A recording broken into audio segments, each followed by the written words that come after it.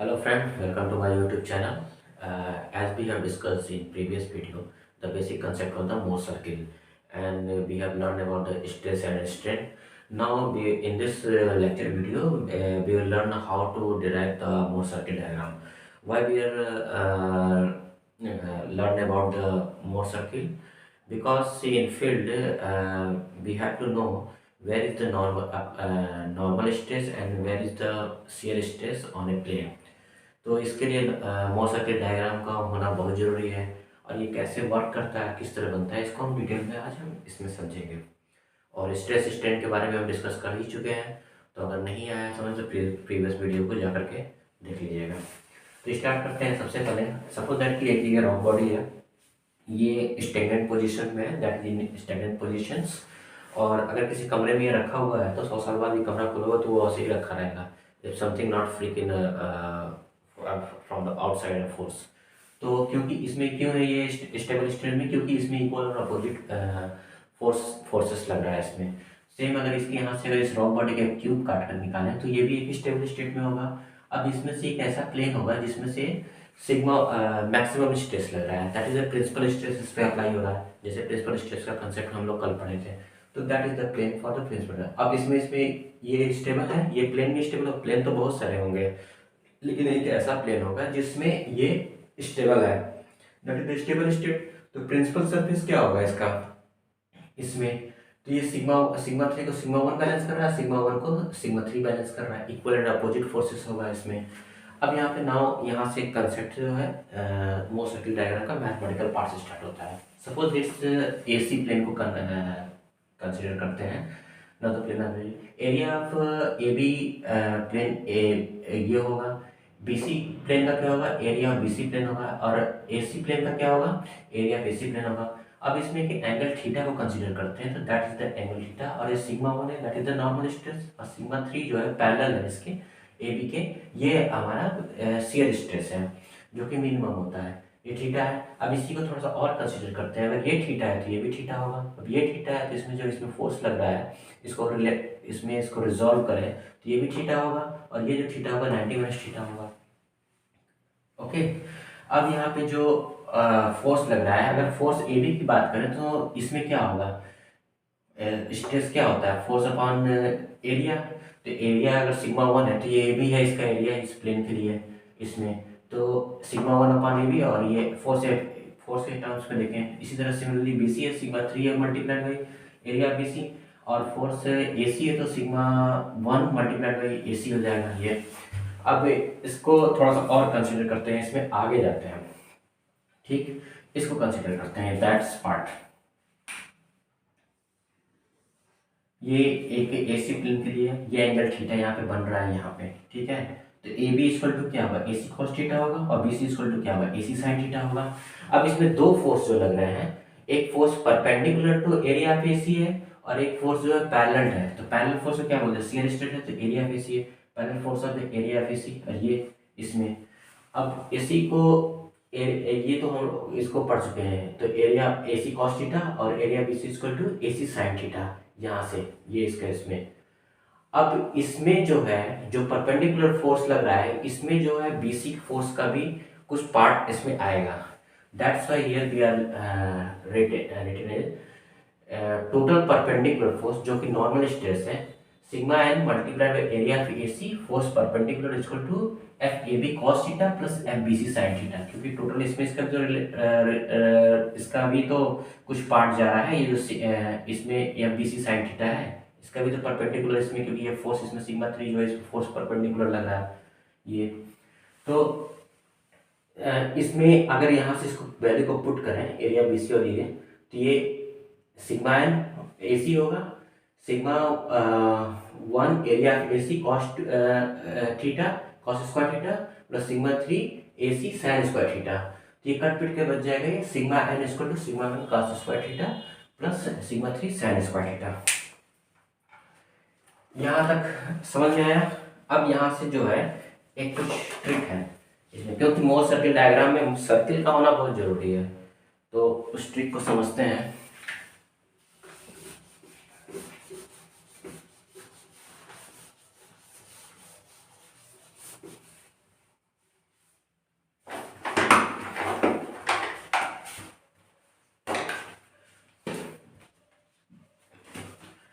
इसमें दो चीज़ों का ध्यान रखें। हम जानते हैं sine two theta equal to होता है two sine theta into cos theta, और कॉस टू थीटा जो होता है वो होता है कॉस स्क्वायर थीटा और माइनस साइन स्क्वायर थीटा। ठीक, ये ट्रिग्नोमेट्री में पढ़े होंगे हम लोग। और अगर इसी टर्म में अगर सिग्मा एन हमने निकाले हैं, अगर इसी टर्म में अगर हम इसको निकाले हैं सिग्मा एस के लिए, तो सिग्मा एस के लिए क्या होगा, सिमिलरली जो शियर स्ट्रेस है उसी तरीके से होगा। सिग्मा एस क्या होगा, area of B C is equal to F A B minus F B C और कॉस थीटा होगा। ये इस तरीके से होगा। इसके अगर इसके लिए सिग्मा थ्री के लिए निकाले that is the sigma S. तो इसमें इसकी वैल्यू को अगर इसमें पुट करें, जो यहाँ से वैल्यू निकला है ए बी और बी सी का, तो सिग्मा एस ये भी ए सी होगा और एफ ए बी के क्या होगा, यहाँ पे तो साइन थीटा आना था, साइन थीटा होगा, तो ये होगा sigma one A C sine theta into cos theta minus sigma S A C sine theta. यहाँ से ए सी ए सी ए सी ए सी कैंसिल हो गया, तो फाइनली सिग्मा एस क्या बचा, सिग्मा एस ये बचा sign theta into cos theta sigma one minus sigma three. ये इक्वेशन इसको वन मानते हैं, इक्वेशन इसको टू मानते हैं। ठीक, अब यहाँ पे जो नॉर्मल स्ट्रेस निकालनी है और शियर स्ट्रेस निकालनी है। अब इसमें जो मेन काम है, इसको थोड़ा सा और अच्छे से, if you remember the mathematical part, just make your for a circle, इसको इस तरीके से लिख सकते हैं sigma S equal to sine to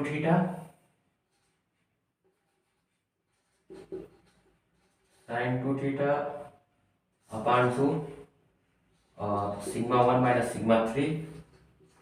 ठीक, इस तरीके से लिख सकते हैं इसको। और सिग्मा और ये जो सिग्मा एन है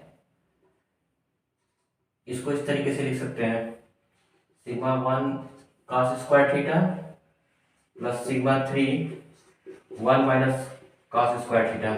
इस तरीके से लिख सकते हैं सिग्मा एस और सिग्मा एन को। ठीक, अब इसमें जो चीज़ है इसको थोड़ा सा ध्यान देने लायक चीज़ है कि यहाँ से अब जो है सर्किल का वो स्टार्ट होता है, तो इसको थोड़ा सा इरेज कर देते हैं नीचे वाला पार्ट।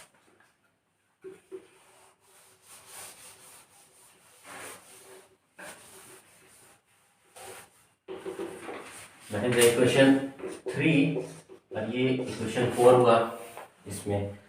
अब ट्रिग्नोमेट्री में एक चीज और जानते होंगे, cos two theta equal to होता है two cos square theta minus one, and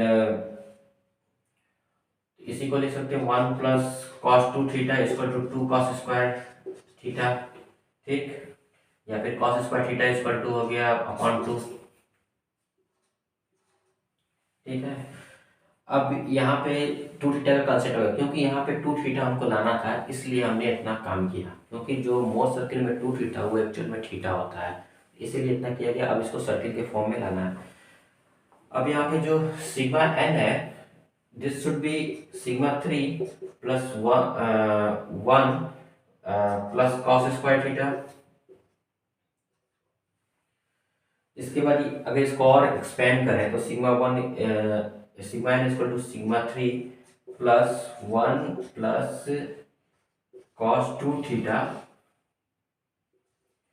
sigma one minus sigma three upon two. ये हुआ। इसको और ज़्यादा एक्सपेंड करने के बाद ये इस तरीके से आया finally sigma three plus sigma one by two plus sigma one minus sigma three by two. ये हुआ cos टू थीटा। ठीक, अब यहाँ से जो है अब जो है सर्किल का कंसेप्ट शुरू होता है।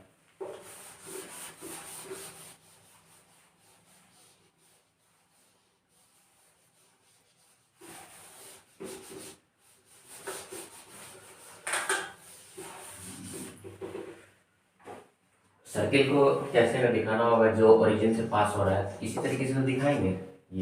ये आर है तो एक्स में ये ओरिजिन है 0 0, X minus 0 plus Y minus 0 का whole square equal to R square.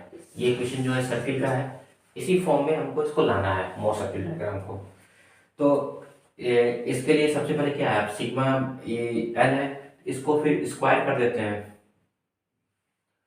तो एक्चुअली में इसको स्क्वायर करेंगे तो इस तरीके से होगा, अगर सिग्मा एस और सिग्मा एन है, सिग्मा एस दिस वन और sigma N is this one. ये इंपॉर्टेंट है, इस क्वेश्चन नंबर 5 का देते हैं। तो सिग्मा एस को देखते हैं, सिग्मा एस का स्क्वायर करते हैं। सिग्मा एस का स्क्वायर करेंगे तो क्या आएगा, ये मिलेगा sigma 1 minus sigma 3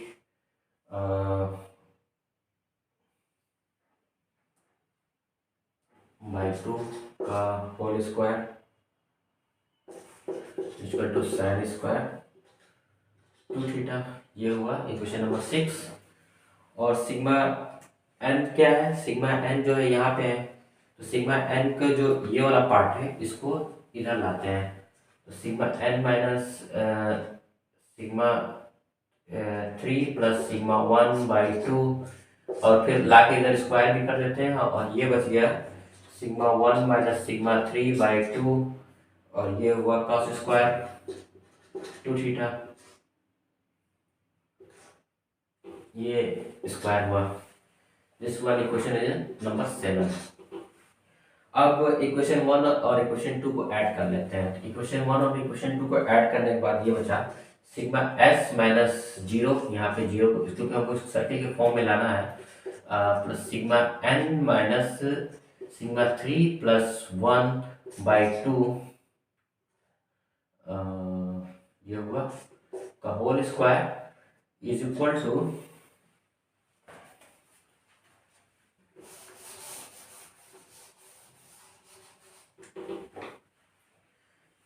to finally आया सिग्मा 1 माइनस सिग्मा 3/2 का स्क्वायर, फिर ये बचा sine square 2 theta plus cos square 2 theta. This will be 1, सब जानते हैं। तो ये 1 हुआ तो ये खत्म हो गया यहाँ पे। तो ये हुआ हमारा मोर सर्किल डायग्राम, जिसका और सेंटर जो है 0 है और क्या है,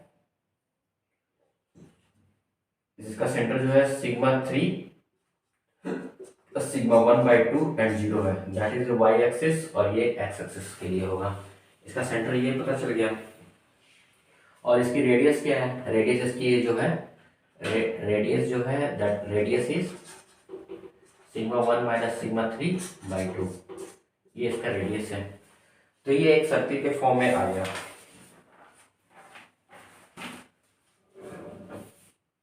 अब इसमें एक कंसेप्ट समझने का है कि जैसे कि इसको ऐसे समझो, ये इस तरीके से, ये सिग्मा एस है, ये सिग्मा एन है, ठीक है। कल हम लोग पढ़े थे हाइड्रोस्टैटिक प्रेशर। हाइड्रोस्टैटिक प्रेशर में क्या था, sigma 1 equal to sigma 2 equal to sigma 3 था, that is the P, pressure P hydrostatic pressure था।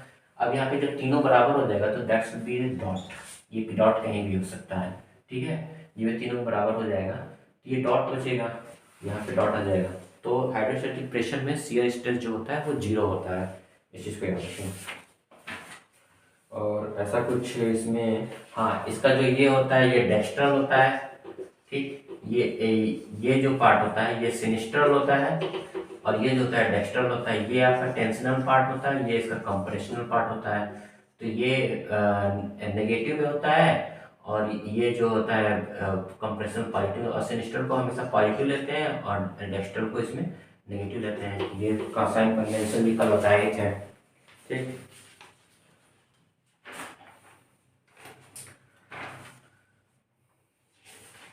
अब इसमें तो ये चीज मोर सर्किल डायग्राम इसका तो पूरा हो गया। अब इसमें कौन सा प्लेन होगा इसमें सर्किल का, ये चीज़ को अलग से देखने लायक है। तो इसमें जब जरूरत होगा तो उसे बताया जाएगा। अब कुछ इसमें कुछ इम्पोर्टेंट थिंग्स समझ लेते हैं।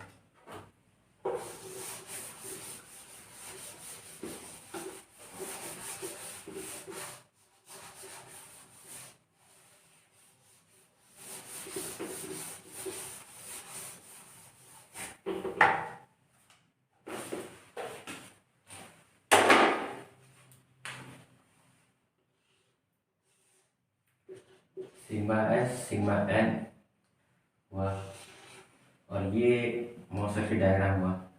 इसमें जो एंगल है ये 2 थीटा है, ये प्लेन ऐसे बना। ठीक, तो ये यहाँ पे सिग्मा 3 हुआ, यहाँ पे ये सिग्मा 1 हुआ। तो यहाँ से यहाँ तक की दूरी क्या होगी, यहाँ से यहाँ तक की दूरी सिग्मा 1 प्लस सिग्मा 3/2 होगा, और यहाँ से यहाँ तक की सिग्मा 1 माइनस सिग्मा 3/2 होगा। ठीक, ये चीज़ है, और पूरा यहाँ से यहाँ तक तो सिग्मा 1 है, यहाँ पे लिखा हुआ है, और ये सिग्मा एस है, ये कुछ टर्म्स हैं इसमें बता रहे हैं।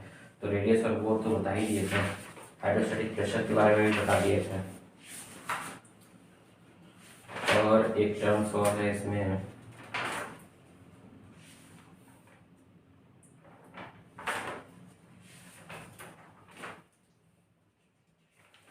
इफेक्टिव स्ट्रेस के बारे में भी बताए थे, पोर प्रेशर और डेविएटर के बारे में बता दिए थे।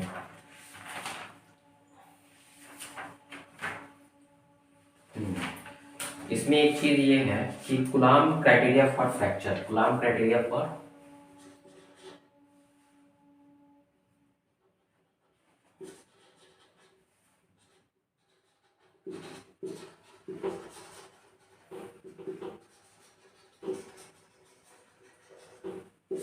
कूलाम क्राइटेरिया फॉर फ्रैक्चर, इसमें जो इसका फॉर्मूला होता है sigma S equal to C plus mu sigma N. ठीक है, ये इंपॉर्टेंट फार्मूला है। इसमें जहाँ सिग्मा एफ जो है क्रिटिकल शियर स्ट्रेस है, और जो सी है वो कोहेजन है। कोहेजन मतलब समझते हो ना, कि जब फ्रैक्चर आता है तो बीच में से क्रैक पड़ने लगता है, जैसे हड्डी टूट जाएगी ना, तो बीच में जो एक्सरे में देखते हो ना लाइन जैसी बन जाती है, तो वहाँ पे कोहेजन होता है, उसी को कहते हैं। लूज ऑफ द एडेसिव और cohesive forces. Resistance shear fracture on a plane across with the normal is 0। And mu क्या है, म्यू जो है वो कोफिशिएंट ऑफ इंटरनल फ्रिक्शन है, कोफिशिएंट ऑफ इंटरनल फ्रिक्शन है, that is equal to tan phi, ये है। और phi the angle of internal friction है, phi equal to angle of internal friction. ठीक, ये है। तो इसमें जो कुछ फ्रैक्चर है, जैसे कि इसको देखो, इसमें ऐसे अगर होगा, ये जो है रप्चर लाइन है, यहाँ पे ऐसे गया, ये इसको टच किया, तो ये टेंशनल पार्ट में गया है, और बाय द प्रिंसिपल स्ट्रेस ये सिग्मा एन है, और ये जो है सिग्मा एस है, तो टेंशनल पार्ट में चला गया। सिमिलरली यहाँ पे जो है ऐसे जो है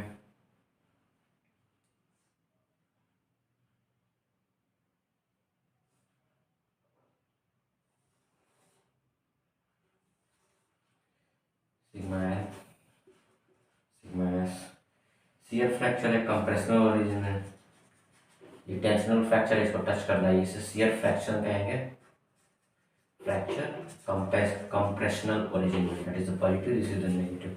और अगर इन दोनों में घुस गया तो ये हाइब्रिड होता है। ठीक,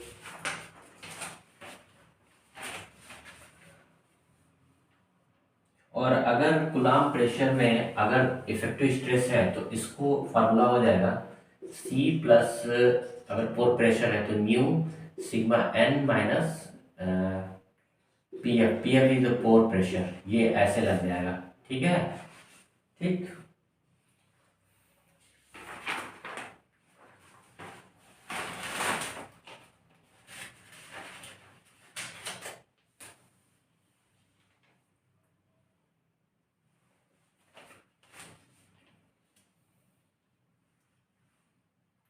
अब इसमें there are two fracture criteria की बात करें तो देर आर, ये थोड़ा सा जानने की जरूरत है, there are 2 type of fracture criteria.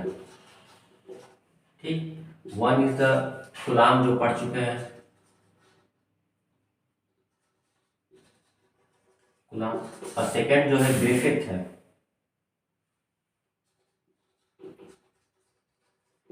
ये जो है टेंशनल पार्ट में लगता है, और ये जो है कंप्रेशनल पार्ट में लगता है गुलाम वाला। इस चीज़ को भी थोड़ा देखने को आता है। ठीक, अगर इसको पर्टिकुलर डायग्राम बना के देखें तो डायग्राम ऐसे बनेगा इसका। ये लास्ट, इसके बाद खत्म।